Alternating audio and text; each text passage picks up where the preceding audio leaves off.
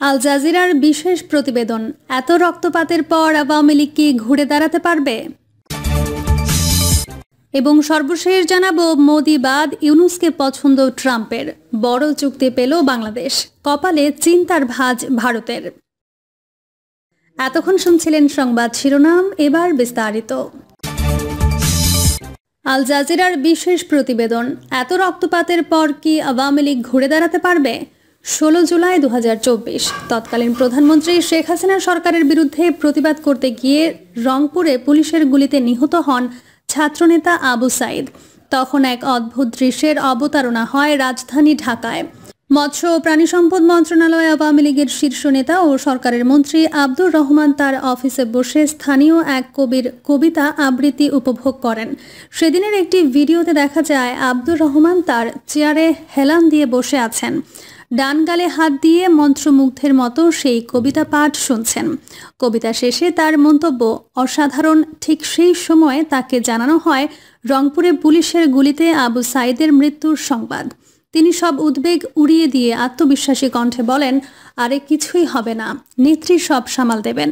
পুলিশের বন্দুকের সামনে আবু সাইদের বুক পেতে দেওয়ার ওই ভিডিও মুহূর্তেই ছড়িয়ে পড়ে গোটা বিশ্বে। রাস্তায় রাস্তায় নেমে আসে ছাত্ররা। পরিস্থিতি সামাল দিতে সারা দেশে ইন্টারনেট সংযোগ বিচ্ছিন্ন করে সরকার। কিন্তু এর ঠিক 3 সপ্তাহের কম সময় পর কর্তৃত্ববাদ ও বর্বরতার অভিযোগে অভিযুক্ত হাসিনা ছাত্র জনতার তীব্র আন্দোলনের মুখে দেশ ছেড়ে ভারত পালিয়ে যেতে বাধ্য হন। এই সময়ে সরকারের আইন প্রয়োগকারী কর্মকর্তারা 834 জনকে হত্যা করে। নারী ও শিশুসহ আরও 20,000-এরও বেশি আহত হন। তীব্র গণ অভ্যুত্থানের মুখে 5 আগস্ট হাসিনা দেশ ছেড়ে ভারতে পালিয়ে যাওয়ার মাধ্যমে শেষ হয় তার 16 বছরের ফ্যাসিবাদী শাসন। এখন 5 মাস পর তার দলের রাজনৈতিক অবস্থান কি? বাংলাদেশের জন্মের আগে প্রতিষ্ঠা পাওয়া এই দলটি কি পুনরায় ফিরতে পারবে স্বকীয় রাজনীতিতে? দলের মধ্য ও নিম্ন স্তরের নেতাকর্মীরা কি আর বিশ্বাস করতে পারবেন শীর্ষ নেতাদের? 75 বছর বয়সী রাজনৈতিক দলটি কিভাবে মোকাবেলা করছে এসব? দলটির রাজনৈতিক ভবিষ্যৎই বা কি?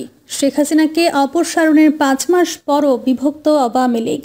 কিছু নেতা ক্ষমা চাইবেন না বলে জানিয়েছেন, কিন্তু তৃণমূল আওয়ামী লীগ কর্মীরা দলের শীর্ষ নেতাদের কাছে এসবের হিসাব চায়। বিভক্ত দল, আওয়ামী লীগের অনেক নেতা দায়িত্ব এড়িয়ে যাচ্ছেন। দলটির যুগ্ম সম্পাদক আফম বাহাউদ্দিন নাসিম গত 16 জানুয়ারি অজ্ঞাত স্থান থেকে ফোনে আল জাজিরাকে বলেন, আমরা একটি আন্তর্জাতিক ষড়যন্ত্রের শিকার, এটা শিগগিরই প্রমাণিত হবে। অবশ্য তিনি কাকে অভিযুক্ত করছেন তা উল্লেখ করেননি। এ ব্যাপারে বিশ্লেষকরা মনে করেন নাসিমের এই ধরনের দাবিগুলি নেতৃত্বের ব্যর্থতা এবং জনগণের অভিযোগের সমাধানে অক্ষমতার অস্বীকারকে তুলে ধরে। এর ফলে দলের তৃণমূল সদস্যরা বিচ্ছিন্ন হচ্ছেন, যাদের অনেকেই এখন আত্মগোপনে রয়েছেন বা হত্যাকাণ্ডের জন্য আইনি প্রতিক্রিয়ার ভয়ে রয়েছেন।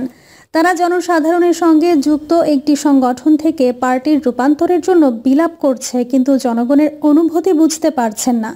নাম প্রকাশে অনিচ্ছুক খুলনার এক ছাত্রলীগ নেতা জানান, যখন শেখ হাসিনার নাটকীয় পালানোর ঘটনা টিভিতে প্রচার হচ্ছিল, তখনও আমি কিছু নেতাকর্মী নিয়ে খুলনার রাস্তায় ছিলাম। আমি আমাদের সিনিয়র নেতা স্থানীয় সংসদ সদস্যকে ফোন করার চেষ্টা করেছি, কিন্তু তার ফোন বন্ধ ছিল। সেই মুহূর্তে আমি নিজেকে প্রতারিত বোধ করেছি। 23 অক্টোবর 2024 নোবেল বিজয়ী মোহাম্মদ ইউনূসের নেতৃত্বাধীন অন্তর্বর্তী সরকার ছাত্রলীগকে নিষিদ্ধ করে। খুলনার একসময়ের প্রভাবশালী ছাত্রলীগ নেতা নিরাপত্তার জন্য তার কষ্টকর যাত্রার কথা বর্ণনা করে বলেন, আমি আমার ফেসবুক অ্যাকাউন্ট, ফোন নম্বর এবং সব কিছুর পরিবর্তন করেছি। আমি বেঁচে থাকার জন্য একটি ছোট ব্যবসা শুরু করেছি। দল আমাদের ছেড়ে দিয়েছে। আমি আর কখনো রাজনীতিতে ফিরব না। অনেক সদস্য নীরব থাকলেও আওয়ামী লীগ সমর্থক সংগঠন বাংলাদেশ কৃষক লীগের সহ সম্পাদক সামিউল বশির সোশ্যাল মিডিয়া প্ল্যাটফর্মে সোচ্চার হয়েছেন। তিনি বলেন, প্রতিশ্রুতিবদ্ধ কর্মীদের বছরের পর বছর ধরে সাইডলাইন করা হয়েছে। 2014 সাল থেকে সুবিধাবাদী এবং স্থানীয় আইন প্রণেতাদের পরিবারের সদস্যরা তৃণমূলে দলীয় কাঠামোতে আধিপত্য বিস্তার করেছে, যা দলটিকে বিপর্যয়ের দিকে নিয়ে গেছে। নাম প্রকাশ না করার শর্তে আওয়ামী লীগ পন্থী চিকিৎসক সমিতির এক নেতা হতাশার কথা বলেন, যারা দলের মুখ হয়ে উঠেছে তাদের কাজ এবং কথাগুলো বিপর্যয়কর হয়েছে, বিশেষ করে গত কয়েক বছরে। এটি একটি কঠোর বাস্তবতা ছিল যে আমাদের দল সিদ্ধান্ত নেওয়ার জন্য গোয়েন্দা প্রতিবেদনের উপর অনেক বেশি নির্ভরশীল হয়ে উঠেছে। আমি অনেক শীর্ষ নেতাকে দেখেছি কিভাবে সিদ্ধান্ত নেওয়া হচ্ছে আর কারা সেগুলি নিচ্ছে সেই সম্পর্কে তারা কিছু জানে না। বিশ্লেষকরা বলছেন, গণতান্ত্রিক চর্চার অভাবও দলটিকে বিশৃঙ্খলার মধ্যে ফেলে দিয়েছে। গত এক দশক ধরে ঢাকা মহানগর এলাকায় আওয়ামী লীগের সব তৃণমূল ইউনিট এবং এর সহযোগী সংগঠনগুলো উদাহরণস্বরূপ পুরনো কমিটিগুলো নিয়ে কাজ করছে, কোনো পরিবর্তন ছাড়াই একই পুরানো সদস্যদের ওপর নির্ভর করে। অনুশোচনা নেই, জুলাই আন্দোলন হত্যাকাণ্ড চালালেও আওয়ামী লীগ এখনও এর জন্য আনুষ্ঠানিক ক্ষমা বা কোনো বিবৃতি জারি করেনি। পরিবর্তে দলটি বারবার আন্দোলনকে প্রত্যাখ্যান করেছে। যেমন যুবলীগ তাদের 10 জানুয়ারির একটি প্রেস রিলিজে বলেছে, এটি একটি সন্ত্রাসী বিদ্রোহ ছিল যা দেশকে পাকিস্তানের দিকে ঠেলে দেওয়ার লক্ষ্যে সংগঠিত হয়েছে বলে অভিযোগ তাদের। আল জাজিরার সঙ্গে প্রায় 1 ঘন্টার কথোপকথনে নাসিম আওয়ামী লীগের পতনের পেছনে বাংলাদেশ জামায়াতে ইসলামীর ছাত্র সংগঠন ইসলামী ছাত্র শিবিরকে দায়ী করেন। তিনি জানান, কোটা বিরোধী আন্দোলনের আড়ালে শিক্ষার্থীদের বিভ্রান্ত করার পেছনে ছিল ছাত্র শিবির। আওয়ামী লীগের সাম্প্রতিক নেতৃত্বে জামায়াতের 5 শীর্ষ নেতা এবং প্রধান বিরোধী দল বিএনপি একজন সিনিয়র নেতাকে যুদ্ধাপরাধের দায়ে মৃত্যুদণ্ড দেওয়া হয়েছিল। বিএনপি ও জামায়াত উভয়ই শেখ হাসিনার সরকারের অধীনে ব্যাপকভাবে গুম এবং বিচার বহির্ভূত হত্যাকাণ্ড সহ কঠোর দমন পীড়নের মুখোমুখি হয়েছে। এ ব্যাপারে নাসিম আল জাজিরাকে স্বীকার করেছেন যে তার দল কৌশলগত ভুল করেছে, কিন্তু এই ব্যর্থতার জন্য প্রাথমিকভাবে গোয়েন্দা ত্রুটিকে দায়ী করেন তিনি।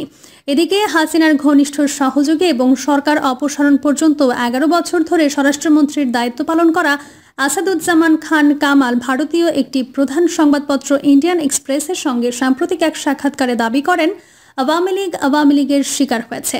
যৌথ অভ্যুত্থান ইসলামী সন্ত্রাসী এবং সেনাবাহিনী দ্বারা পরিচালিত, যদিও এ ব্যাপারে দলের ঘনিষ্ঠ অন্যরা একমত নন।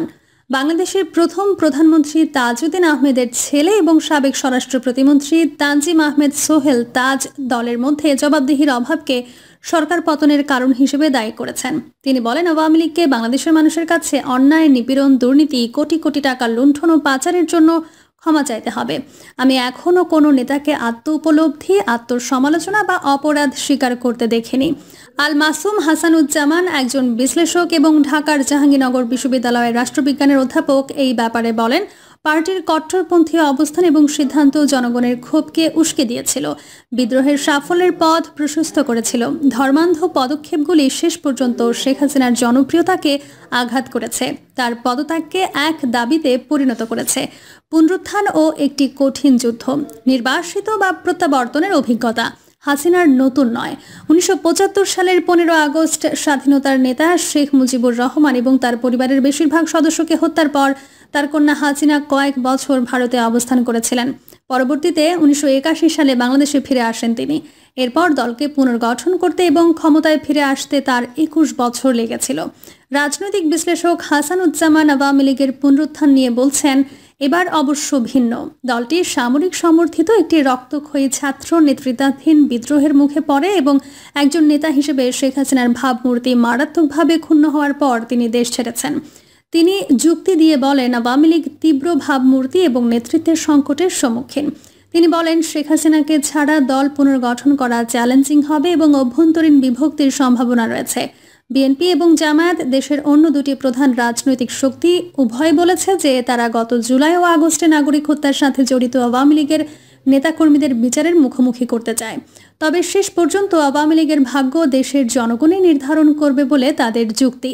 যাই হোক, হাসিনাকে সরানোর জন্য যে ছাত্ররা আন্দোলনের নেতৃত্ব দিয়েছিল তারা অবশ্য আওয়ামী লীগের ভবিষ্যৎ নিয়ে অনেক বেশি আপোষহীন অবস্থায় রয়েছে।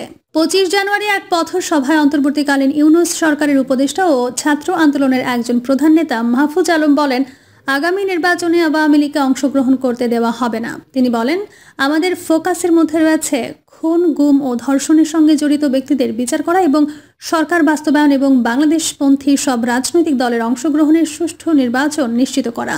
আওয়ামী লীগের দৃষ্টিকোণ থেকে নির্বাচন অত্যন্ত গুরুত্বপূর্ণ হতে পারে মনে করেন হাসানুজ্জামান। আওয়ামী লীগ যদি নির্বাচনে অংশ নিতে পারে তাহলে দলটির ফিরে যাওয়ার জায়গা তৈরি হবে। তবুও নেতৃত্ব, সংগঠন এবং তৃণমূল সংযোগের মাধ্যমে জনগণের আস্থা পুনর্গঠন ছাড়া আওয়ামী লীগের জন্য রাজনৈতিক পুনরুত্থান খুবই কঠিন। রাজনৈতিক বিশ্লেষক অধ্যাপক আলী রিয়াদ 4টি শর্তের রূপরেখা দিয়েছেন যে আওয়ামী লীগকে সম্ভাব্য প্রত্যাবর্তনের সুযোগের জন্য পূরণ করতে হবে, যার মধ্যে রয়েছে তার 16 বছরের ক্ষমতায় থাকাকালে সংঘটিত অপরাধের জন্য দ্ব্যর্থহীন ক্ষমা চাওয়া, বিশেষ করে 2024 সালের অভ্যুত্থান। প্রিয় দর্শক, এই ছিল এখনকার সর্বশেষ সংবাদ। আপডেট সব সংবাদ পেতে চ্যানেলটি সাবস্ক্রাইব করে বেল আইকনটি ক্লিক করে রাখুন।